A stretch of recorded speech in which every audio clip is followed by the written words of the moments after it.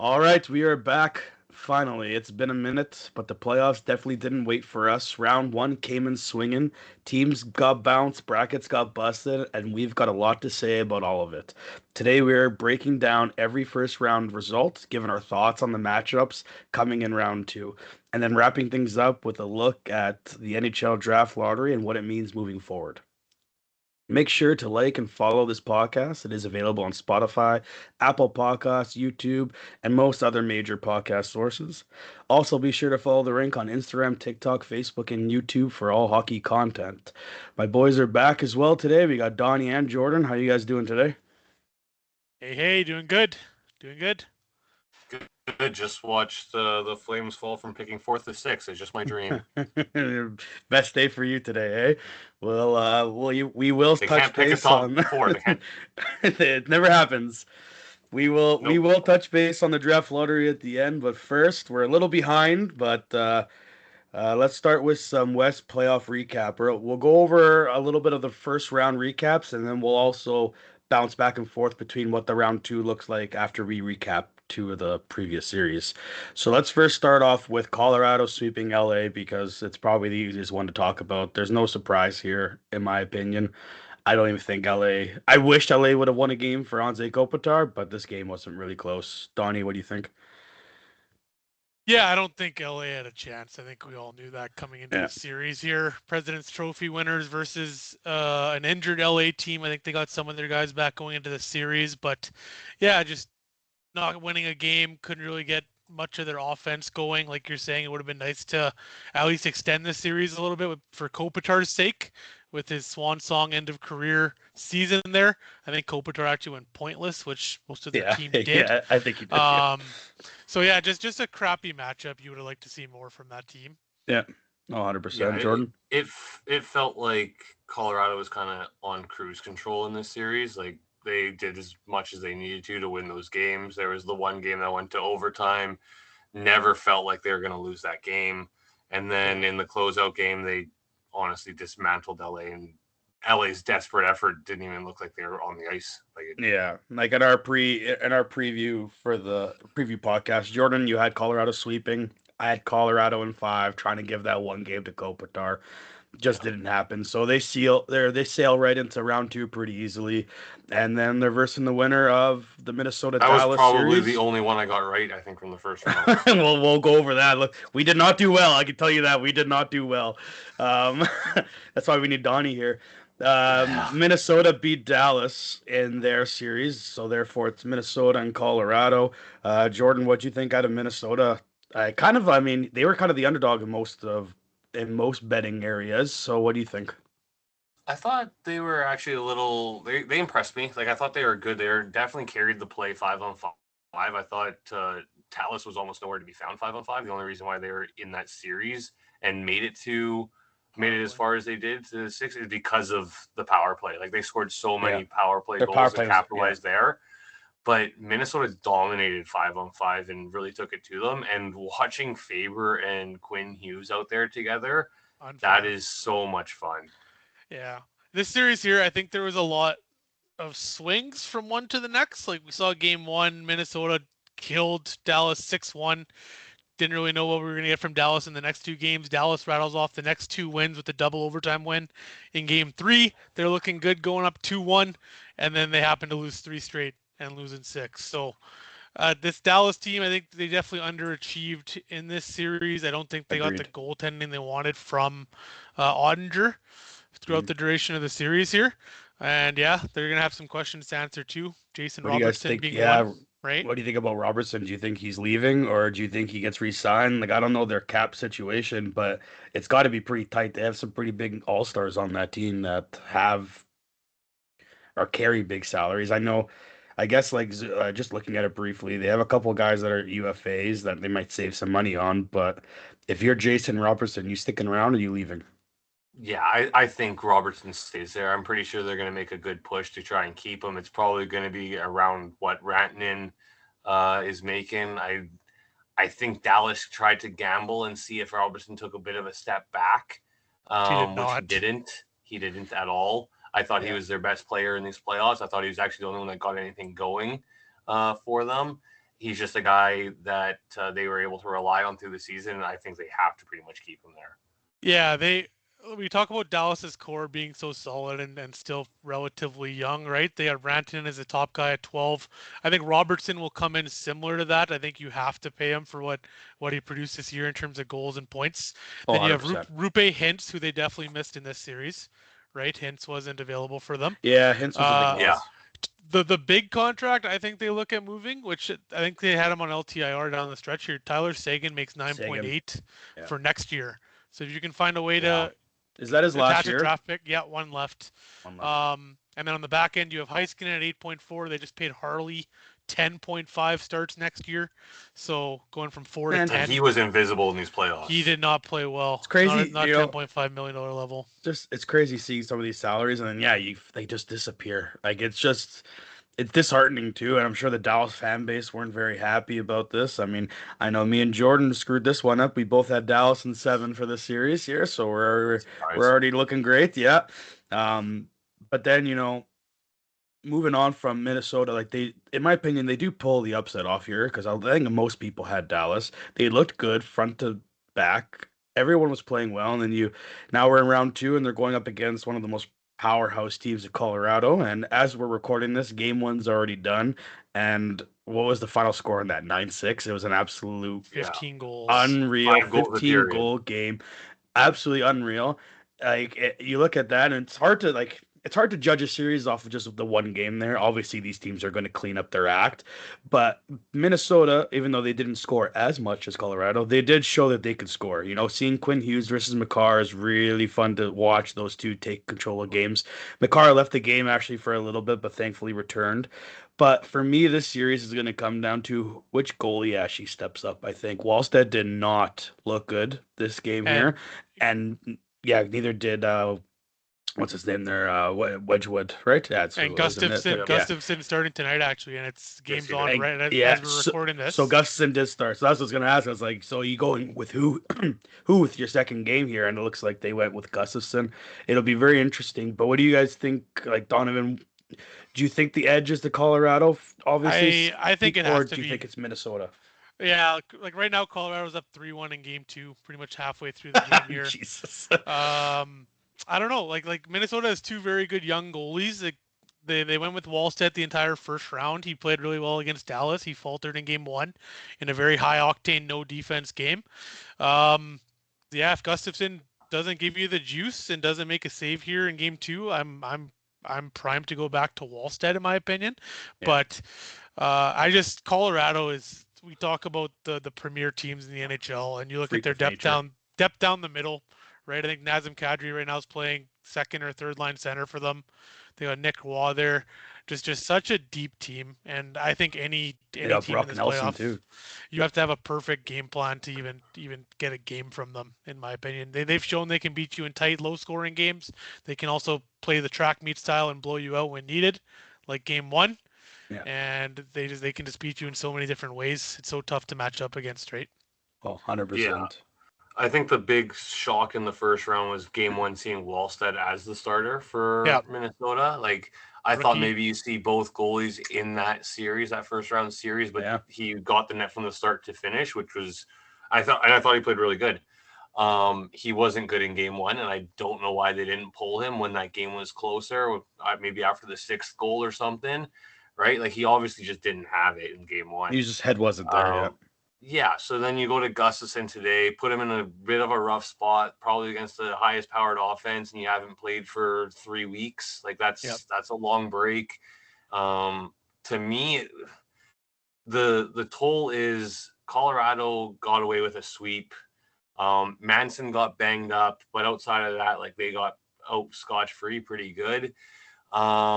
Minnesota went through a battle with Dallas and lost Jonas Brodin probably for the series, it sounds like. Top 4 defensemen make some of these guys like Middlestead step up and have to play bigger minutes. That's a big loss. And then I think the biggest loss is Joel Eriksson Ek. If he's out any longer than these first 2 games, I don't think Minnesota has a chance because that's their number one center, and He's a good face-off guy too. he is very good. Face-offs, all situations they rely on him, right? Yeah, I don't think this Minnesota team's gonna be able to shut down Colorado, so you're almost left to resort to your Just top players outscoring trying them, to outscore them. Like which is going to be I hard. know game one didn't work, but that's almost the style you need. You need those Kaprizovs, Boldy, Hughes, Faber guys to carry you if you want any shot in that series. No, 100%. Donnie, what's your prediction for the series? Well, since it's almost 2-0 Colorado already, or 1-1, I think Minnesota fights back on home ice. I think they win game 3. It's not going to be a 3-0 Colorado lead. I'm going to say Avs in 6 is my guess. I think Colorado claws 2 games back here. I think they have the better goaltending. I think Wallstedt or Gustafsson, when they're on their game, are better than Wedgwood or Blackwood on the Colorado side. And I think they find a way to at least win 2 games here in this series. Jordan? Yeah, I honestly, before the series started, before the Eriksson Ek and Brodin injury and kind of news came out on them, I was gonna pick Minnesota to win this series. Mm. I thought it was gonna go 7. I'm still gonna go with 7. I think Minnesota pushes back and kind of gets it, but I'll think Colorado's gonna have the edge overall. So I'm gonna go Colorado in 5. Honestly, I agree with the points of Donovan there. You're gonna have to try to outscore Colorado here if you want to beat them. And I frankly don't think that there is a single team in the playoffs right now that could even come close to it. Even if you open up the game and excuse me, and play high offense, their offensive depth and threats are just so hard to shut down. Like you shut down McKinnon, and then you got to worry about the second line of Kadri coming back, or third line of Kadri, or second line of Nelson, because right now Nelson's playing second line center, Kadri's on the third, you got Drew on the fourth, Waz on the wing. They have so many defensive or depth offensively and defensively too when you look at that team. So I'm just gonna go with Colorado in 5. I don't think anyone's really gonna stand a chance against them, to be honest. And then segueing into that, Vegas and Utah, Jordan, we both had Utah winning. We both had Utah winning this one. You picked Utah in 6. I picked Utah in 5. And Vegas obviously wins that series there in 6. I still think the future is pretty bright in Utah. Maybe a little couple of moves here and there to bump up their depth and such. But what did you think watching the series go back and forth? I thought Utah looked great through 2 games. I thought my prediction was going to be bang on. They stole one in Vegas. I'm like, this is perfect. This is exactly kind of what I thought. The speed's going to take over, and their power play was buzzing. They have all these guys that can shoot, and then Vegas said, well, we're going to actually stop letting you score on the power play, and we're also just going to keep hitting you, and your legs are going to be lost, and we're just going to dominate the last couple of games of this series. Yeah. It just felt like the experience and the physical play of Vegas and wanting to slow it down got to Utah. I thought Utah did a good job early in that series. Like I said, first 2 games of using their legs and their shot and taking advantage of Carter Hart, who's been probably mediocre. Played better at the end of the series, but they did good on taking good shots, and Vegas eventually just used their experience and adapted and shut down what Utah was going to do, and they never adapted back.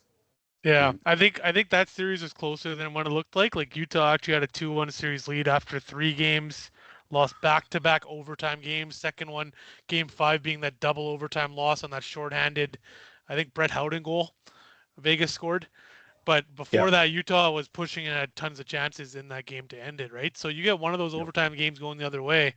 This is a completely different series, right? And Dante, you alluded to the fact of how young that team is. They're kind of coming up into their own, getting some valuable playoff experience. Got a bunch of young players still coming in Daniil Boo. They got Dmitry Simashev. They got Tija Ginla joining them in the next few years. They're building something scary there in Utah for sure. I think 100%. This is just the start of it for them. Yeah, and like you guys all said, they were Utah dominated the beginning a little bit up 2-1. And for me, what I noticed is Vegas slowed the game down. They started plugging the neutral zone a lot more, where Utah Yep. was generating a lot of their speed. Yep. And they just slowed it right down, and Utah did not know what to do with it. They even, I remember, I can't remember which game it was. It might have been that overtime game you were talking about, Donnie. But they slowed the game down to the point where they made Utah start dumping the puck back in to get some forecheck going, and Utah just couldn't get a forecheck going. Vegas was too good at their defensemen picking up the puck and moving it quickly out of the zone, and then that was basically it for their. But Vegas moves on, and they verse the winner of the other series. Where what a surprise! Jordan and I both picked wrong again. We both had Edmonton. I had Edmonton in 5. Jordan had Edmonton in 6, and well, Edmonton did not look good. There were injuries that were key injuries to key players that were brought up, but we'll go to Donnie first here, but there are some very strong words said by Draisaitl and McDavid at the end of the series. Donnie, what did you think of it overall? Yeah, I with where they're at in the McDavid situation and the pay cut he took over the next 2 years, kind of just showing his faith in the team and giving them the cap flexibility to go and add and really try to win a cup in the next little bit here in Edmonton. This is just a huge failure from top to bottom. Stan Bowman acquisition. They tried the Tristan Jarry trade. I did like the Dickinson and Doc additions that they had prior to the Yeah. deadline there. I thought they added some good playoff bite ahead of the playoffs here. But like you said, Dante, I think the Ducks' young talent and speed just took over this game. Even Game 6, when the Oilers' life was on the line, you just saw Anaheim kind of skate them into the ground, took a multi-goal lead. Edmonton tried to fight back with what effort they could, and the goaltending just gave out again. I think Connor Ingram ended up being back in the net in that Game 6. For some And reason, yeah. like you said, Draisaitl and McDavid both had some pretty blunt comments on their feeling of where this team is going and the direction of where they see things going from the Oilers standpoint. And the management, if that's Stan Bowman or they're looking at making a change this offseason, Knobloch, they have their work cut out for them. They have some major glaring holes they really need to address in the offseason here, in an effort to keep McDavid and Draisaitl bought into the plan, right? I think you listen to that press conference and you can just hear in their voice how bad they think the front office has let them down and fumbled the bag on this. If you don't make that trade for Jarry, you have Ingram coming off the books. You have Jarry. You have Skinner coming off the books. Your brand new started goaltender. Now you're locked into Jarry, who I thought played actually good for them in the one game he got in, and then they pulled him. So they have no confidence in him. They don't want to run with him. They don't want to give him the net. So now you have a guy at $5 million that you don't trust, and you need to try and find your starting goaltender. It's almost an impossible task. On top of that, they're slow. They are so slow outside of their top 2 guys that like the fourth line for Anaheim was skating circles around the rest of that team. I've never seen Ryan Poehling had I've never seen Poehling look that good in my entire life. He never seen him look that had good. Like, looked like an all-star. Boosters on his skates when he was skating past these guys. Darnell Nurse is slow. He doesn't move well. He I think had 7 goals or something at $9.5 million for the year. Unacceptable. They signed Wallman, who had one good stretch run for them. Then he goes and gets paid from him. He's unexistent in this series. You don't notice him. It's just an absolute fumble. And from what I heard is you guys have next year or we're looking at going elsewhere. Yeah. I mean, both players. Draisaitl and McDavid 100%. could force their ways out of there. Right? I'm like, Draisaitl's not staying around if McDavid's gone. No, if McDavid leaves, Draisaitl's out the door too. Like, I'm summarizing these quotes, but McDavid's big quote for me was the whole organization has taken a step back. That's huge coming from your captain. And then the other 2 comments, I'm summarizing the words a little bit here, but Draisaitl said, "How do you have the best player in the world in your team and you're not looking to win?" And then he said he had 2 years left. And who knows where that goes. We have 2 years and need to get significantly better. That's just, for me, your 2 best guys calling out your office saying you guys didn't do anything, basically. And yes, I agree with Donnie. They added a couple of good bite players for playoffs, but those can't be your prime acquisitions going into a playoff run when you know you have weakness everywhere else. And just like Jordan said, you traded for Jari now, who has term and who you clearly don't trust, when you could have in the offseason been pursuing a guy like Bobrovsky and had the money to kind of throw at him almost. Now you got Offer a five. trade for one of the Minnesota guys, right? Like Yeah, there's like options around the league. I mean, who knows? Like, I mean, I've been talking with you guys a little about it. Winnipeg is a question mark of what they're going to do. Minnesota has two starting goaltenders. Buffalo had two starting goaltenders with them for most of the year. Hell, Montreal's even got options on their back end now, which we didn't think about at the beginning of the season either. There's so many options, and it looks like Edmonton's kind of tied their hands up now and aren't going to be able to really look at any of these things. So you look at that, and it's just you kind of shake your head with what's going on over there, and I would hate to be part of the organization to say that we let Connor McDavid walk away because we couldn't get a bloody goaltender. Like, you know what I mean? Like, that's what it's going to come down to. We couldn't get a goalie. Wouldn't be the As a first Flames time fan, I'm Edmonton okay with lost a it. superstar. Yeah, like it's like history's repeating themselves. Well, Gretzky's gone. Well, guess what? McDavid's gone too. And if you trade McDavid, you're never. It'll be the question of the history. Did we get enough or did we not? You're never going to be able to put value on McDavid on what he's actually worth. You Like never will. you'll never be able to figure it out, right? So I don't know. But not enough about Edmonton there. Kudos to Anaheim. They move on there. They showed that speed really did kill them. Their counterattacks were just something to watch. Like it was pretty amazing actually. Their young guys were starting to step up. I just want to say one key player for me that impressed me the most was Leo Carlson. He truly looked like a first line elite centerman that series, both offensively and defensively. He looked really, really well. So now they're playing against Vegas. Donnie, who do you have in that series?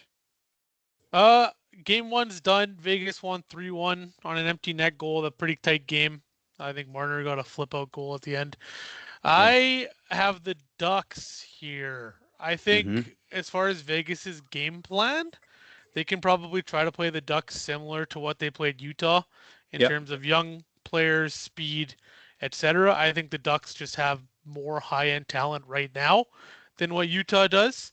You mentioned Leo Carlson, Troy Terry, Cutter Gauthier, those levels of players that can put the puck in the net. Jackson Lacombe is having a Oh, he ridiculous took over that playoffs. series. I think he has 10 points in 7 games. We saw that one stick check he randomly had where he threw his stick back and broke up a 2-on-1. Playing good hockey on both ends of the ice. I like this matchup for Anaheim and Jordan, like you were saying, Vegas's key game plan against these young, fast teams is trying to grind them down, slow them down to what Vegas wants to play, and beat them in a structured approach. And I think Anaheim has a good matchup here if they're able to get to their forechecking game, dumping the puck in, getting after pucks, forcing turnovers. I'll say Anaheim in 7 just because Vegas is up 1-0 right now. Sure. I might have said 6 before the series, but yeah, I like the Ducks in this one. Jordan? I just want to take a quick second and just point out Jackson Lacombe this is his coming out party. Like he's showing himself how good of a defenseman is. He is doing it on both ends of the ice. I know McDavid was compromised, but regardless, McDavid's still able to fly out there and he's able to skate with him and shut him down. And then on top of that, put up 9 points and led his team in points for the first round. Great play there. For me, this series comes down to 3 factors. One is Dolstall better than what he was against Edmonton because he wasn't good. He was not good against Edmonton. They got lucky because Edmonton's goalie was worse. But he needs to be better against this Vegas team who's going to apply pressure and has a little bit more firepower throughout their whole lineup than Edmonton. The second thing that it comes down to me is special teams units. So Anaheim really fed in the first round on having a great power play against Edmonton. They I think were 7 for 10 or something like that, something crazy. They didn't score any goals on the power play in the first game. I think they had 4 or 5 opportunities. If Vegas can shut down that power play, Vegas will win this series. It's simple as that. And Anaheim needs to figure out how to get that power play going. And then the last one is for me, and this one's more just fun to watch. It's going to be the Leo Carlsson versus Jack Eichel matchup. I think Carlson is definitely taking strides to be a top 10 maybe center in this league, and he's trying to turn into the exact type of player that Eichel is currently. So can he be good both ends of the ice, right? Like, it's just you can see kind of the comparisons between the two. So that's where my other Just side note, did any of you see that sick Carlson spin around pass to Lacombe for a tap? Yeah, and then he didn't even shoot the puck. He just overpassed. Yeah, that could have been it to Killorn or something in front. Yeah, that was rough. But to me, I just think the experience of Vegas might come through, and I'm worried about Dostal not getting back to his early season form. I got Vegas winning this in 6. Vegas in 6, which means Anaheim's going to win, obviously. Yeah, so if you're picking Vegas in 6 and I suck at picking 2, I'm going with Donovan. So I'm going to go Anaheim. I'm going to go opposite here as well. I'm going to go Anaheim, and I'm going to go in 7 as well, just because Vegas is up already 1-0 on the series. But that was another game where Anaheim could have easily won. Jordan pointed out a lot of good things for me for this series. It's going to be the experience. Anaheim is very young. Can they overcome a very experienced team on the Vegas side there? Well, that takes care of the West. Let's jump over to the East here. Some great series over here. Let's start with the Carolina sweeping Ottawa. There was only 2 sweeps in the first round. We talked about one. Let's talk about the second now. Donovan, what'd you think about it? Yeah, it just felt like Ottawa never had a chance to get into this series. I think game 2 was the double overtime win that Carolina pulled out to go up 2-0. That was really the one chance that I thought Ottawa, if they were to pull out a game and make that series 1-1, never know what they could do. But their power play absolutely killed them in the series. It was atrocious on the Ottawa side. I think they had 6 5-on-3s throughout the series. Like lengthy 5-on-3s, which is crazy. Didn't score on one of them, and so many of them looked absolutely disjointed. They couldn't even get set up in the zone with a 2-man advantage. This is just a perfect example of an experienced playoff team that's coached the right way by Rod Brendamore. They're actually Carolina. That round wasn't really carried by their Aho and Svechnikov and Jarvis top line players. It was more Jackson Blake. Who am I missing there? The Dallas player Stankoven. I think they're leading goal scorer right now in Taylor Hall. That line is carrying the weight. Ehlers is playing great. He's dynamic and doing what he does. I think he's actually looked better with Carolina in the playoffs than he has with the Jets. But yeah, it's just a matter of kind of a team that all 4 lines can go and contribute and get goals when you need them. And when you don't get one line going, there's another line that kind of picks up the slack. And we talk about how good they are defensively. Dante, we saw a lot of them against the Habs this year. They just kind of they jam up the neutral zone. They play such a structured defensive game. It's boring as shit to watch if your team's playing against them, but it's very effective, right? Yeah. And Freddie Anderson also had a very good series. He made some pretty ridiculous saves when he needed to. The only thing with Carolina for me is they're sweeping. They swept Ottawa. They're up 2-0 on Philly now. That might go to a sweep. Dante, we talk about the Buffalo-Montreal series. We'll talk later. It's a late start to that series. Like if this second round series with Philly ends in 4 games, Carolina could be sitting for a week and a half before looking at round 3. That's a good thing or a bad thing, I honestly think it's bad on one level. Quick side note. I don't like the NHL doing this NBA thing where you start the first and second round when the first round's not done. It's dumb. So the whole point of if you sweep a series is you wait a little bit, you get rest. But then you get the rest. You get the rest of the next round, and then if you're coming off a 7-game series, you get the day or 2, and then the next series starts. You know what I mean? Yeah. Having this overlap right now, thankfully this round 1 it only overlapped for 1 game, I think, right, with the Montreal series. There only series going to 7. So, but it still just doesn't make sense, and I get it's for their viewership crap and all the revenue and all the bullshit. But come on, just fucking finish the first round before you start going on to the second. It's not hard. Yep. I agree. I'll just add to that quickly. I thought it was 2 teams trying to play a very similar style. Like Ottawa wants to be what Carolina does and plays. That's kind of their style too. They want to be that heavy, quick forecheck team, get on you, and hard to break out against. one team was still trying to figure out and how to make it work properly, and the other team's a master of it already. If you looked at Allmark's stats, and I told you that at the beginning of the series, hey, through 4 games, this is going to be his stats, you'd think Ottawa's winning the series. So power to Frederik Andersen and how well he played.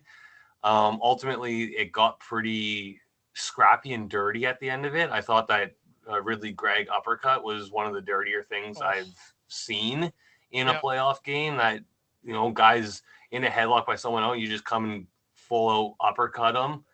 There's no spot in the game for that. I kind of knew Carolina was going to win this. I didn't think it was going to be a sweep, but good on them to get the extra rest. You did pick Carolina to win in 6, so at least you got the team right. I picked Ottawa in 7, so. Just on Allmark there, he only gave up 9 goals in 4 games, and he had a 932 throughout the series and there. The funny thing is, goaltending was their biggest question mark going into the series, and he showed up for it. You know what I mean? Yeah. Meanwhile, I'll bring him up quickly. You have during the season Tkachuk calling out your goaltenders, and then in the playoffs, your goaltender shows up, and he was held pointless the whole series. And for me, I think he was recording a podcast. Yeah, Tkachuk was a non-factor for me in this series. So I don't know. Ottawa, we've talked about them quite a bit here and there. They seem to be that bubble team that can't take the step forward, and then they finally make playoffs and they get embarrassed and swept. But they're a team that doesn't seem to be bad enough to rebuild, but not good enough to contend. Do you know what I mean? Yeah. So I wonder where where Ottawa goes from here. Do they look at moving to Chuck? Do they not? I still don't think that Chuck's a captain, in my opinion. I think he's probably one of the worst captains in the league, honestly. But he does everything for a hockey player that you want, right? Like, he goes out there, he'll fight for teammates, he'll grind it out, he'll go in the corners, he gets the dirty areas. But his actions off the ice and in between play is not team oriented. He had a play in this series where he just skates by a guy in a 1-goal game and spears him in the stomach and takes a penalty. Yeah. If anyone on your team does that, you're losing your shit. But and on top of that, you're the captain. You're the captain of the team. You have to set the example. No, I'm just going to go by and spear this guy and take a 2-minute penalty for no reason. Carolina ends up scoring on that, and that's you just can't have that stuff happen, right? That's not captain mentality. No, it'll be interesting to see where they go from here. A lot of trade rumors around him. I guess we'll see in the offseason. If you do move him, you're getting a pretty decent haul for him back. Yeah. Who knows? Maybe he has to go play with his brother in Florida, and you get some pretty good assets back out of Florida. But it'll be interesting to see. So Carolina advances there, and they're now versing Philadelphia, which was surprise, surprise. Jordan and I picked Pittsburgh to win this series. Jordan picked him in 5. I picked him in 6. But the veterans just did not show up this series. Philadelphia's young studs were out flying, and especially Porter, right? Martone is his first name. Porter, I think, right? Yeah. He looked fantastic out there. He did not look like a rookie to me, to be honest. He dominated large aspects of certain games, and the puck seems to find him. He's one of those guys where the puck's always on his stick, and when it's on his stick, it's not really on there for long. So Philly kind of pulls the upset off on the veterans here. Do you guys think that if you're Pittsburgh, like you weren't expected to make the playoffs this year? Everyone thought they would be moving their players out this year anyway. They're older guys. If you're Pittsburgh, do you do that now in the offseason? Do you think that this was the last time they see playoffs for a little bit? You got Carlson on the back end, who's older, Letang older, Malkin older, and then of course the big Crosby up front, all getting older. Do you think they start to move on from some of these guys, or what do you think? Who are you asking? Any of you? I don't think they can. Both you guys. like you look at Carlson's contract, you're not going to be able to move on from that. I think the only person that they could potentially move on from immediately is Malkin. I would assume that he probably only wants to stay in Pittsburgh with those guys. I'm not 100% sure, but you would think after the season he's had, you probably give him a 1-year deal. If it's not working, you move him at the deadline kind of thing. I think they probably kind of run it back for one more, hope to get some young youth in there to get their speed up and hope that it works kind of like a Cinderella season again like this one. I think Pittsburgh's in I don't know. I think they're a team that like we talk about our expectations for them going into this year. People thought they were missing the playoffs. Crosby, where's he getting traded to, etc. I think it's more important to the Pittsburgh organization that they do right by Crosby, Malkin, Letang, Carlson, these veterans that they have, to give them kind of, to your point, Jordan, one last swan I agree. song Yeah. effort to win, then trading them off and getting pieces back that could accelerate their rebuild. I think it's more important to them that they do right by these players. These players retire right off into the sunset together. They're all very similar ages, and then they look at a retool rebuild from there.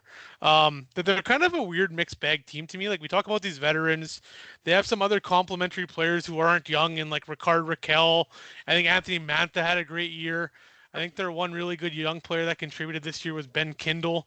Yeah, he was Um, good. I like Ben Kindle's but year. but aside from him, I don't know what what real top prospects draft picks the Penguins have coming outside of Robert that. McGorty, come on, former McGroarty Winnipeg being one of Jet. No, I'm them, just right? kidding. And then goaltending, we talk about that Jari for Stuart Skinner trade. Skinner lost them the first 3 games in the series. They went to Archer's Seelovs, clawed back a Okay. few more wins, and then He was ended up good. losing in 6. I did like Seeloff's Um, coming in there. yeah, but I think Pittsburgh's kind of fine with where they're at. This playoff run was kind of gravy for them on top of their season, and I don't think they move any of those guys. I think they come back again, maybe look at some other free agent additions that could complement their team, and Yep. see what they can do next year. That's kind of my thought. No, fair. Round two has already gone on the way there with Carolina and Philly, as you were mentioning earlier. Carolina's already up 2-0 in the series. Donnie, what do you think that series ends with? I think it ends in 5. I think Philly finds a way to win one game on home ice here in games 3 or 4. Game 2 was closer than game 1. Game 1 was pretty much Carolina from start to finish. Yeah. Game 2 was a Taylor Hall overtime goal to win it. I'll take Carolina in 5 on that one, which would have that series ending on Monday, Dante. Wow, what a Next week. surprise. Next Yeah. week, yeah, and they'll be off for another week and a half. Jordan, what do you got? Yeah, I thought Philly in game 2 was a lot better. They kind of skated better. They moved they were up 2-0 to start the Yeah. game. Couldn't score anymore on Anderson, unfortunately, after that for them. But I thought there was actually a chunk in overtime, probably about a 5-minute period, where they dominated play and had Carolina back on their heels. I thought they were going to win it and tie it. Overtime, they completely dominated. It was Yeah. all Philadelphia. Yeah, it was unbelievable. I thought that Philly was going to win that game, and then Carolina just hangs around, and they're timely scoring, right? I think Philly squeaks out a couple games, but I'm going to go Carolina in 6. I'm also going Carolina in 6. I think Philadelphia will take their home games here, and then Carolina will shut the door for the rest of the series. It's going to be a good one, though. Everyone keeps asking, is Carolina the favorite? I mean, I don't know. That being said, Carolina definitely has the easiest path to the finals, in my opinion, from these first 2 rounds. They had a good, easy round in round 1 against Ottawa, and it looks like they're going to be breezing by Philly here as well. That side of the East was pretty easy matchups, and then you scoot over to the other side of the East here. Hold on 1 second. Yeah. 1 second. Does it feel like for Carolina, they've been there like kind of every year. They're kind of pushing, right? They keep getting to the conference finals and not taking that big step. They lose to Florida. Every year, Florida. teams, right? Every year, Florida, and they're gone now. So I'm like, is this not feel like this has to be their year if they're going to do it? This is their Right? best chance at doing it. And they if they don't do it this year, they have to really look at themselves, because there's no big guy that they're going up against until probably the conference finals. Whoever comes out of Montreal, Buffalo, we're going to talk about here right away. But those 2 teams should be banged up. Both had long series in the first series. I'm sure this next series is going to be long too. Like Carolina is it's there for their taking, right? This is Carolina's year, in my opinion, to do something. If they are going to do it, I agree with that. That being said, if they don't do something, I don't know. I still think they feel like they're in a good spot going to the conference finals multiple years, coming up once against the Stanley Cup champions, and then next time against 2 young up and coming teams, either Montreal or Buffalo. I can see Carolina just sitting pat and saying we're just 1 or 2 pieces away. They may have thought they were 1 or 2 pieces away when they added Ehlers there. Ehlers was a great add for them, in my opinion. It really gave them another wave of scoring and speed. So I guess we'll see how it plays out. But I do agree with you that this should be their time to do something. They've had an easy first round, and I mean the second round's not over yet. Who knows? Yeah. Philly may come back here and get 4 games in a row. Who knows, right? I'm not going to rule them out yet, but we'll see how that one plays out. Just a fun stat. I'm just looking at their playoff history here, Carolina. The last 6 seasons, they have lost in the conference finals 5 times. That's crazy. And they've lost in the second round that other season. So second round or conference finals the last 6 years, just can't get to the big dance. Yeah. So to your point, Jordan, I think you're right. I think if they somehow get stonewalled, especially by young up-and-coming teams like Buffalo, Montreal, I think they really need to take a look in the mirror and reevaluate how they're doing things. Yeah. Switching over to the other side there, Buffalo beat Boston 4-2. Jordan and I, guess what? We both had the Bruins winning that series. So Buffalo. We're good at this. We should make a podcast. We should cancel this whole fucking podcast. We clearly don't I know should what have the been hell. there. I had we Buffalo clearly there don't know for what sure. the hell I'm fucking talking about. But Boston, they're another team that no one really thought was going to make playoffs. They did a kind of a retool for themselves, but Buffalo just really showed them that like speed kills, man. Like Buffalo was a fast and strong team, but outside of like Boston's couple big names that they have, I just didn't notice enough from that team depth wise. Swayman played good once or twice. I mean, there was one blowout game, wasn't there? Maybe I was thinking of a 6-1. different series. 6-1, right? There was one blowout series games there.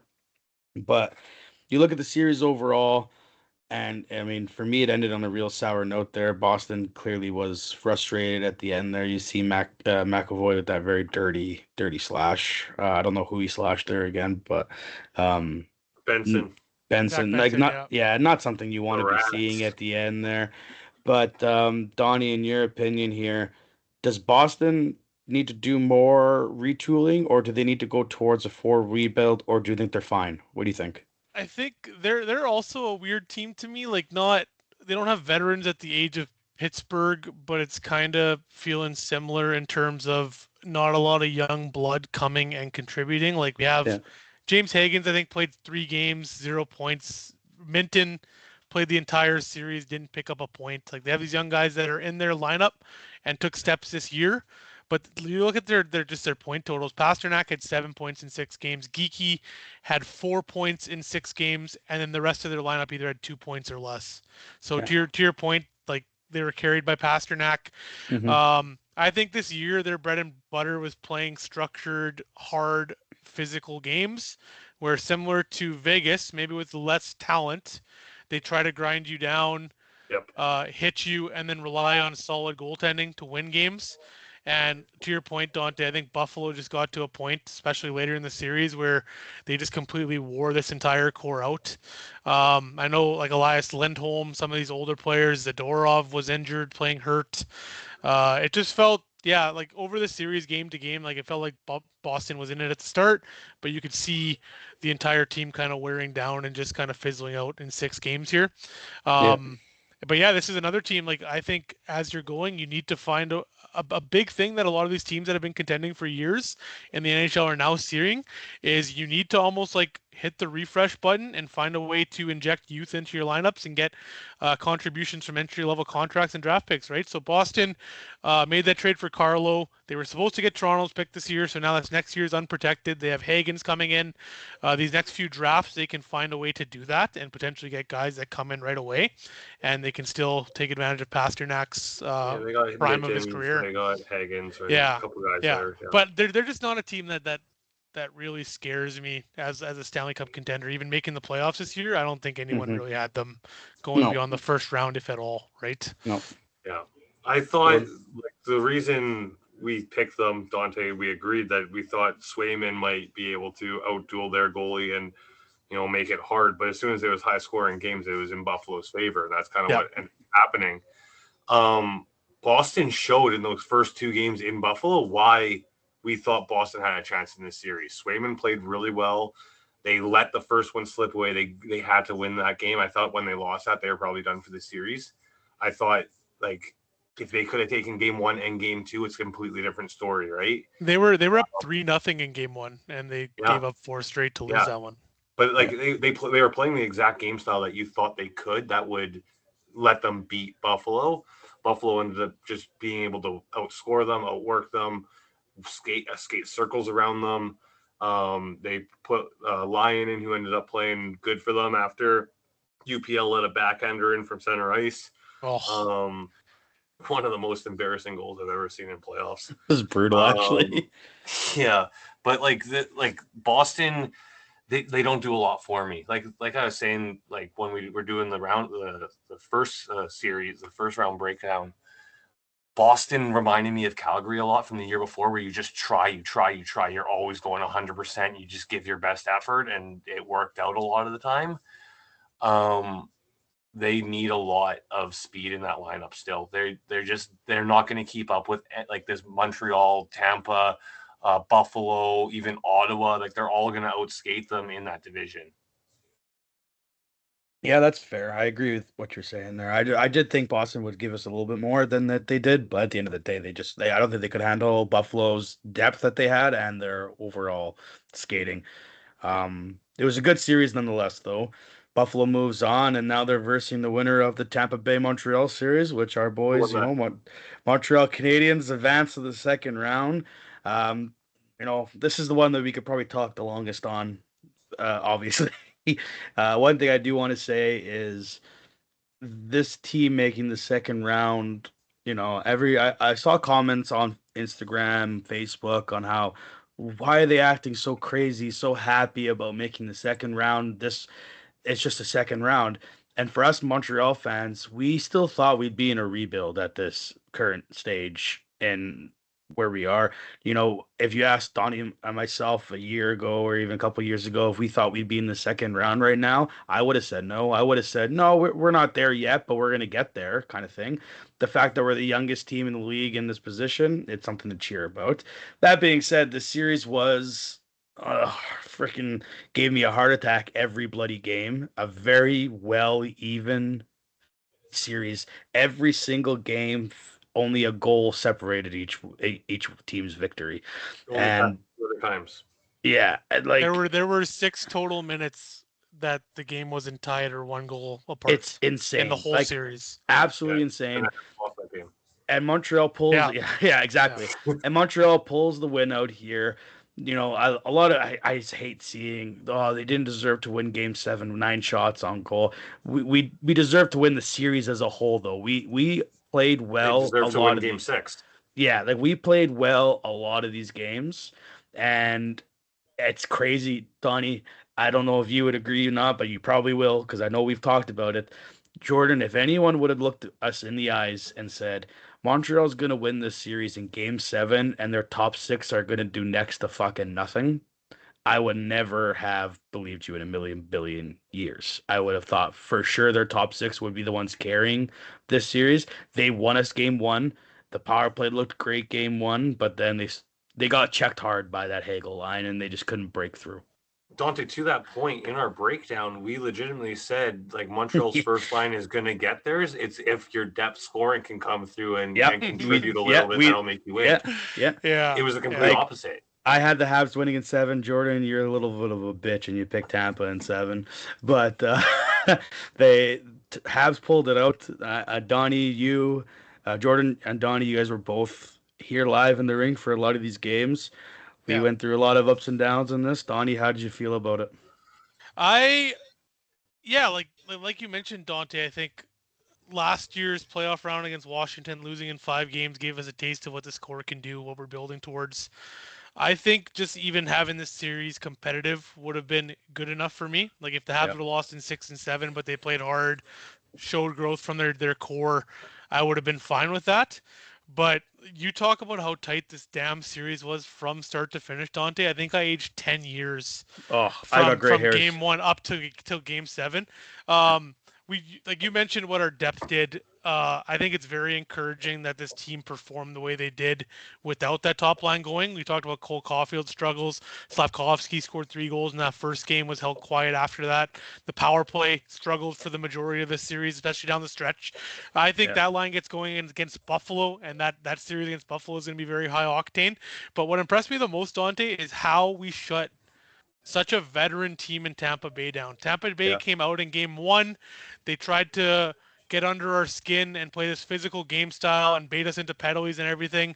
And they very quickly found out that didn't work. And after the buzzer win in game 1, you saw them completely go to a different style for game 2, and they realized they have to play us a certain way. But just the way this team, I thought Dobish was great. Unbelievable as a rookie Rookie goalie. The goalie. the Yeah. poise, positioning, everything he's figuring out in his game is so huge.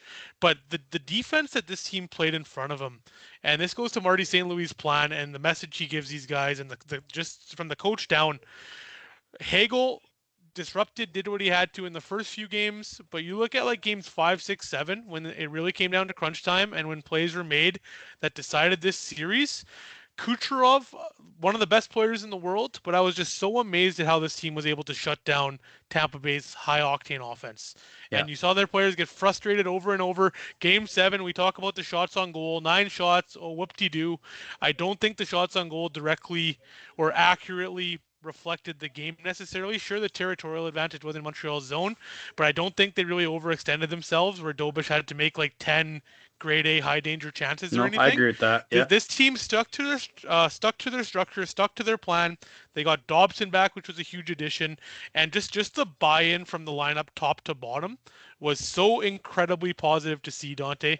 And we talk about how this organization is building towards winning a Stanley Cup. So one day, this is just such a big step that I think any Habs fan would have never seen coming at the start of the year. And I'm so amped up for this Buffalo series. It's So am I, absolutely yeah. insane. Jordan, That's what my you rant. think? Sorry. No, it's a good. This is, like I said, this is what we're gonna talk about the most because, like, we all said it when we were talking prior to recording this. We watched other series, but obviously we didn't watch them as intently as we did this Montreal Tampa. And having you both be able to be down in the rink watching this was just awesome. Jordan, you're a Calgary Flames fan, but you were pretty pumped for this team throughout this run, and you were pretty dedicated throughout this one run so far. What did you think of the series? I mean, like, for me, you guys are two of my best friends in like the world, so it's hard for me not to cheer for the Habs, especially when I don't have a dog in the playoffs. So I've kind of adapted into cheering for the Habs and wanting them to go far for you guys. It's honestly amazing to watch these games with you guys and see your guys' emotions and everything you guys put into this team throughout the years previously and throughout this season to get you guys to this point, and the roller coaster that these games and this series put you guys on was amazing to see. Hard to see sometimes. It was fun for me to kind of go along on that ride with you guys. Ride's I not thought over. no, it's not. It's just that was the first roller coaster. I thought Tampa played very well. They did exactly what they wanted to do in this series, as to shutting down that top line, making it very hard for the top 6 to do anything, taking away their power play, and kind of making some of these games a grind. The thing that they didn't do well is getting Montreal to goat them into penalties, goat them into doing stupid things, being a young team and hoping that they make mistakes. Montreal said, I'm not doing that. I'm going to sit here. I'm going to play my structure. I'm going to play what we've been taught, what we've been preached all season. We're going to play solid defensively. We're going to trust our system. And we're going to put a line together of a guy that after game 2, Habs fan wanted him cut and sent to the moon in Kirby Doc. Texier, that a lot of people said also they wanted out of the lineup, and Bolduc, who you didn't even notice in the first 2 games, and that's going to be our best line, and they're going to put up 12 points throughout this series. I think this team did a great job of playing a structured defensive system and not playing above their means. Dobich played out of his mind. I did not expect that from him. Obviously, not being the Habs fan that you guys are, I hadn't watched him the whole season. I know what his record was. I didn't know he had that kind of poise to him, because the games I did see, he looked very shaky and jittery sometimes, right? Yeah. I thought he did a great job of settling in and playing his style. They kind of touched on it at the end of the series that Vasi is like his idol, and he like looked up to him his whole life growing up. And that's who he wanted to be as a goalie. Having that guy across the ice from him, he obviously said, I'm going to outduel him, right? Like I'm going to be the guy, which he was really unreal. he stepped up. Yeah. And to anyone who says that Montreal didn't deserve that Game 7, you're an idiot. You deserve nothing in hockey. You get what you earn, and they earned that win by timely scoring, a nice tip, an unbelievable bat out of the air from behind the goal line, off his hip and into the net. They didn't get a shot for the whole second period, which I don't think is true, but that's what they recorded. There was definitely shots that were at the net, and Bassey made saves, but they missed it. It's junk. Yeah, they had to weather a storm. That's fine. That's part of playoff hockey. Sometimes you get outplayed and win games. They also outplayed Tampa in Game 6 and lost a 1-0, most entertaining 1-0 game I've ever watched in my life.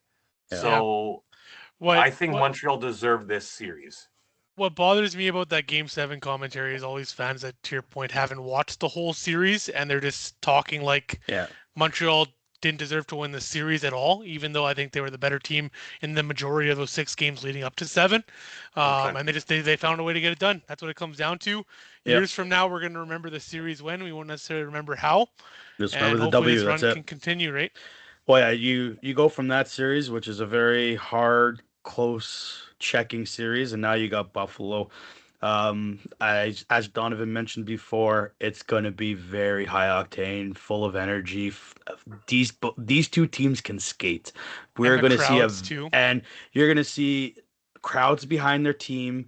Not that library of an arena Tampa had the whole time. You're going to see quick, fast-paced hockey here. When I look at this series, I'll start with my prediction. I obviously can't go against Montreal. I'm going to go once again Habs in 7. For me, this series is going to come down to, I posted about it already before, can Buffalo beat the structure of defense that Montreal plays and find a way to beat Dobish consistently? Or does Dobish continue his stellar performance? And then does the Montreal Canadiens top 6 wake up? And does that power play start to wake up? Yeah. Because if they don't get going here, but they're not going to beat Buffalo. We need that first line to start to produce here. I think Marty goes back to our Game 1 lines from the Tampa Bay series. I think we reset and go back. You have Dobson back on your back end. And I think we talked about it briefly after. Buffalo doesn't play a hard-checking game the way Tampa kind of does. They like to have an open pace hockey as well, which will help like guys like Cole Caulfield who were smothered in the series, hopefully be able to get going a little bit. So I'm going Habs in 7. Donnie? Quickly. Yeah. Go ahead, just quick question for the two of you. You mentioned Dobson there. I just wonder, do you guys keep Dobson with Hudson, or do you put him back with Matheson, which he was for the majority of the season? We talked about this earlier. We keep him, yeah. All right, Donnie, that's what we were saying. Okay. Hudson, that entire first series, I think he averaged 27 minutes a night.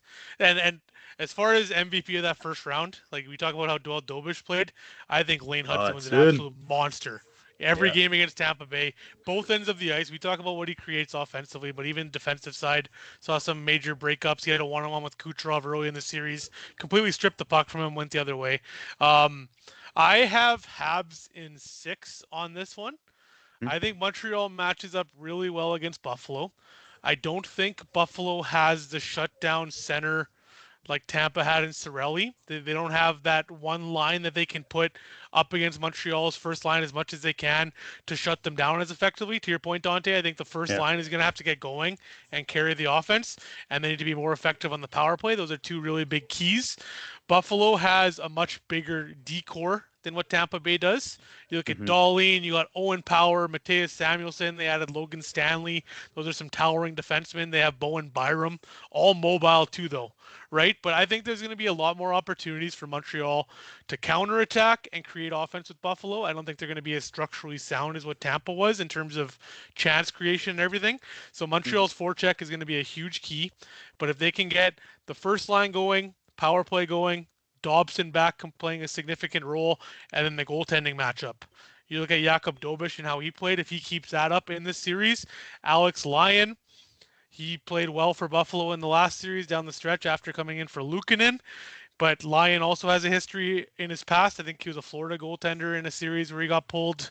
Didn't finish the series. I think Montreal has the advantage in net with how Dobish is playing. I think Buffalo might have a better bigger, maybe a slightly better decor, but I think Montreal has the advantage up front if that first line gets going. I like this matchup for them. I'll take Habs in 6. Jordan? I will say that Dobish needs to keep playing how he has been, and he was able to do that for 7 games, so he hasn't given me a reason to believe he won't be able to. So that's a positive. And Lyon, I think, will come back down to earth. My biggest question mark is that top line for Montreal. That is I think has to be the biggest question mark for anyone. They have to be better. You have to get more from them. They have to show up in this series. This series is going to be way more open. There's going to be more ice. You saw it with Boston and Buffalo. It was back and forth, lots of chances, lots of rush opportunities. Montreal needs to stay within their system and not overextend themselves to get these rush chances, still play their system defensively and be able to counterattack and get their odd man opportunities by counterattacking. And they need that top line to score goals. Cole needs to shoot the puck. He needs to put the puck in the back of the net. Slavkovsky needs to start going back to those dirty areas, start buzzing, start getting in front of the net, create some havoc. And Demidov needs to play how he did in Game 6. That guy took over Game 6 in times. You watched him on the ice, and you're like, who is he? He's possessed. He is the best person out on this ice. But you only saw it for 1 game. You need that. You need that more from him. If their depth bottom 6 can continue to do what they did in the first round, Montreal will win if their top lines can come through. Unfortunately, I don't know if they will. And for that reason, this is going to be super Get out. popular at the rink. And you guys are going to love me tomorrow for it when I come and watch the game. But I'm going to pick Buffalo in 7, unfortunately. I just think this team has a mojo about them right now. They have some young guys. They're able to skate with Montreal. I think they're just a little bit bigger and going to be harder to play against defensively than Tampa. Tampa was able to get to those areas with like Brandon Hagel, whereas Buffalo has bigger guys that are going to be going to those areas like an Alex Tuck. And I just think it's just going to be that little bit. I think it's going to be a hell of a series. I think it's going to be back and forth action. It's going to be much watch TV. This will be the best round of the second round. Everyone's going to be wanting to tune in. I'm going to take Buffalo in 7. Yeah, you went 1 for 8 in the first round, so I'll take that. So I'll take those. I was I'll to say, take I it. hope you guys all enjoyed Jordan's last podcast with it. Fuck that guy. All right. So that's it's gonna be good. It's nice. Hopefully, we can have a podcast again before the Stanley Cup Final starts. The way Gary Bettman runs this damn league. Hopefully, I'll still be on it. Yeah, exactly. But let's to wrap this up for the end of the night here. Tonight we just had the draft lottery happen, and we all kind of shared opinions on it already. So to end the night, let's just quickly talk about it. The elephant in the room here: Toronto wins the draft lottery tonight. They moved up. I believe they were 5th, right? Yeah, 5th, the first. And then San Jose actually moves up quite a bit too. I don't know what was the original opinion. Original spot? Does anyone remember where they were off the top of their heads? No. I'll have to look at it while you guys talk. But San Jose moved up. They moved up quite a bit. I think they were 9 or 10. I want to say 9. I want to say they were 9th, but they moved up from 9th all the way to 2nd. I know Jordan and Donnie and we both discussed this, but let's discuss it one quick last time here. Donnie, what's your thoughts on the Toronto Maple Leafs winning this draft lottery? I just can't wait to see them draft Gavin McKenna and he become the savior of that franchise, lead them to their first cup since 1967. Looking forward to seeing that. Sarcasm is high out of Donovan right now. I just that team's in total. But that's exact. But that's the funny thing though, Donnie. Sorry, but that's what everyone is saying for them right now. They're all like McKenna's the second coming of Christ for their team. All of a sudden, he's the savior. This is what they've been. This is the piece they've been missing. I don't know what hockey they've been watching, but they're missing more than just one piece up front. That defense is probably the worst defense I've seen put together in a long time. I just find it very odd that arguably the 2 places that needed a star player the most for the league, if you're looking at Batman's optics, Toronto and San Jose continuing building what they have with Celebrini in their core there, ended up jumping up to 1 and 2. That's all I'll say. Well, here's this. Toronto, who just hired what's his name, Chaika, as their GM. Yeah. Bullshit. Has been suspended by the league before when he was in Arizona for doing stuff with prospects you're not allowed to do, and blah blah blah blah blah. Oh, breaking news! Quick, I did hear he already invited McKenna to a workout session. Yeah, probably. Yeah. And to specify doing things with prospects that you shouldn't do, Too early. he's just talking to them too early for our viewer fan base. He's not doing anything else to them. Yeah, there's no Chicago situation going on.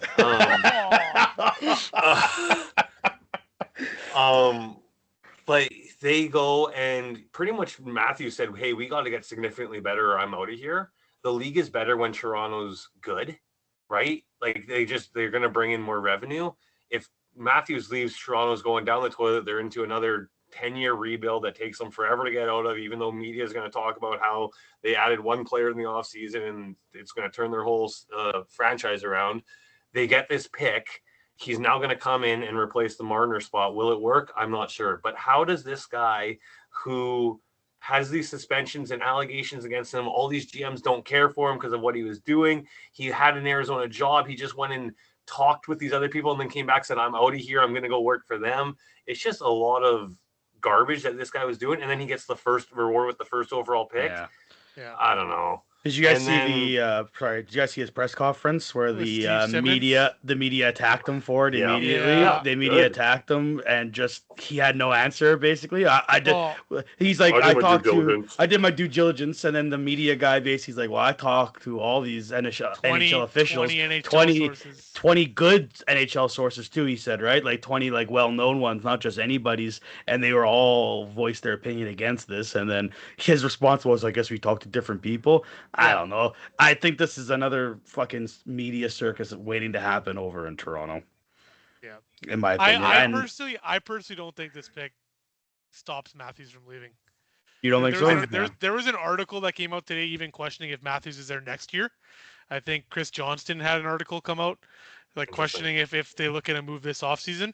I think he's good as gone. I think he goes to an American team very soon, either at the end of his contract or Well, if people are holding McKenna to be this all-holy player, which, I mean, we've talked about before, he didn't look that good in juniors, to be honest. Like, he's a good player, but I don't see him as like what some of these people are putting him on a pedestal to be. If you truly in the Toronto organization see him as that, and you think Austin Matthews is leaving, I mean, if you do trade Matthews, you are going to get the pieces that you need to plug into your lineup. Yeah. Like your goaltender, in my opinion, the Toronto goaltending is fine. Whatever, they got Stolars.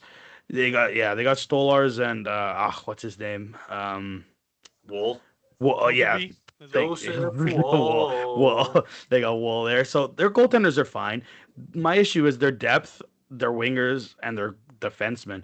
So if you truly think McKenna's going to be this guy, he could be your new first line center, and you trade Matthews, you're probably getting a crap ton back for him, to be honest.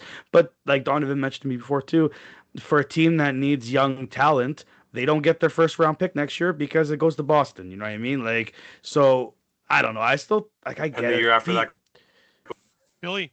They lose one to Philly and one to Boston back-to-back years. Yep. So like, I get it. Be happy. Everyone obviously be happy to win the first overall pick. I remember when me and Donovan were praying for that when we were doing our little rebuilds and have the opportunity. My Calgary Flames moved down to 6. No, well, you can get your poor Flames can't get a tough pick if their life depended on Legitimately, 4th is the highest they've ever picked, and they got to pick Sam fucking Bennett. And the fun part about those Leafs I couldn't do a chin up at the time. Dante, those Leafs first round picks that they lost these next 2 years. Yeah. They got Scott Lawton, who has since been moved on and traded to LA. Yeah. And Brandon Carlo, who has been absolute dog shit for them. And they only got a third for Lawton at this deadline. So they so completely diminished his value and management. So like I said, be happy. You got the first round pick, but he's not the savior of your team. You have issues up and down that lineup. He's not going to save everything. And then Donnie, we were talking about it in our little group chat prior to this as well. So San Jose does move. So they were 9th before. So they moved from 9 to 2. And now you're going to be looking at either getting a McKinnon if he doesn't get picked first overall, which most likely will, but who knows. Then you have a choice. You got Stenberg, who's an unreal winger. Just loved what we saw from him at the junior stage there. Or does does San Jose look at their roster and be like, I don't really need the winger. I would rather try to move down and get a defenseman that we need in Verhoff or something. You know what I Yeah, mean? I think they either move down or they're just gonna stick and pick either that Yeah. Chase Reed or Carson Carls. One of those. They're I pick a think defenseman. my prediction right now, and we can timestamp this, is Stenberg is going to be too much for them to look away from, and they're just going to stay at 2 and draft him. That's I my hope guess. something comes out about Stenberg and he falls to 6. You can always start a rumor if you want. We'll start the rumor right now on the Rink Hockey Podcast. Yeah. Yeah. Get Stenberg down to 6 for poor Jordan's sake. I heard he smokes a ton of pot. It's legal in Canada, so he can come here. Yeah, exactly. He's fine up here. Overall, though, yeah, I mean, we kind of all rolled our eyes when Toronto won there. You know, there's always the questions of, is the lottery rigged? And I know the league does this live ball, like the live draft, the live thing now. You get to see the balls get put in. It's a continuous shot. Even when they break for commercials or advertisement, they still keep the shot live the whole time. I get it, whatever. I'm It's just I do agree with Donnie. It is funny to me that, you know, you have Toronto and San Jose who needed these picks the most, and they get it. I'm just saying too, after Toronto won the first pick, they also had the highest odds until the last ball was drawn to win the second pick. Yeah. So, and I know Don, and you were asking, like, how the hell does that even happen? And it's just the way they do this lottery now, with every team gets assigned a random amount of 4-digit codes, basically. At the end of the day, that's what you get. First place gets more than, and the second place, so on and so forth. But it's a combination of numbers. It's a combination of numbers of balls, and like, it's just, I don't know. They're telling me that, like, I mean, just to play devil's advocate, you're telling me that's what Toronto's numbers are, but how the hell do I know how those are their numbers? You know what I mean? And how do these teams get assigned these numbers? I would like a little bit more depth. I do appreciate them doing it live now for everyone to see, but I still would like to hear a little bit more on how these numbers are randomized, if they even are randomized, blah blah blah. And then yeah, I'm just happy too. I know we talked about it before. I'm happy Florida didn't move up in this draft. That would have been absolutely. I would have just fucking lost my mind if they did. But teams I feel bad for this draft, obviously Vancouver dropping from 1 to 3. I do feel bad for them. And then, you know what else? I mean, they are a rival to us in some capacity, but I do kind of feel for the Rangers a little bit, dropping down 2 spots as well. And then, yes, of course, I feel bad for your Flames, Jordan. They dropped 2 spots as well, which really sucks. But it's a joke. At the end of the day, it'll be fine. Don't worry. At least the Flames have their first round picks going forward, right? Yeah. Just trade it back. Get that Liam Rourke at like 20 and be happy. And get his brother too. Bring the new Sedins to Calgary. The Ruck twins, yeah. The Ruck twins, yeah. You know, in the offseason, after the playoffs are done, we will dive more into the draft, because, I mean, the way the league works now is the draft's going to be probably, 2 weeks after the playoffs end is when the draft starts, based on how long these series go for now and how late we start the season. So we'll dive into more of who these prospects are, and we'll kind of look maybe at the top 10 teams and what they are hoping for here. But we'll wrap it up now for this podcast. We'll enjoy our second round of hockey. Any final thoughts, Jordan? I think that the first round was everything it lived up to be. There's a lot of good series. That Montreal and Tampa series was by far the best one, and I think the Montreal series again this round will be by far the best one, and hopefully continues on into the third round and it's by far the best one. So yeah. History repeats itself. Donnie, what do you think? Yeah, just so nice, so refreshing to watch Habs hockey this late in the year. I'm just excited to get a minimum of 4 more games of Montreal Canadiens hockey down the stretch, and hopefully we can keep it going, keep making content. I agree. I was not ready for hockey being done yet this year. I wanted the Bell Center to be showcased one more time with how passionate that fan base is. My final thoughts are, I agree with what you guys said. The first round's been great. Some series not as much as others. I still strongly dislike the way this format is, having some of these series be so dominantly easy for the top teams compared to where you got Dallas and Minnesota, you got Tampa and Montreal. Like, those series could have easily been like final series, basically. So I still wish they would change the format. That being said, happy to be watching Habs hockey. Go Habs, go, and enjoy the second round, everyone. Go Habs, go. Go, Habs, go. Go, Habs, go. Take it easy.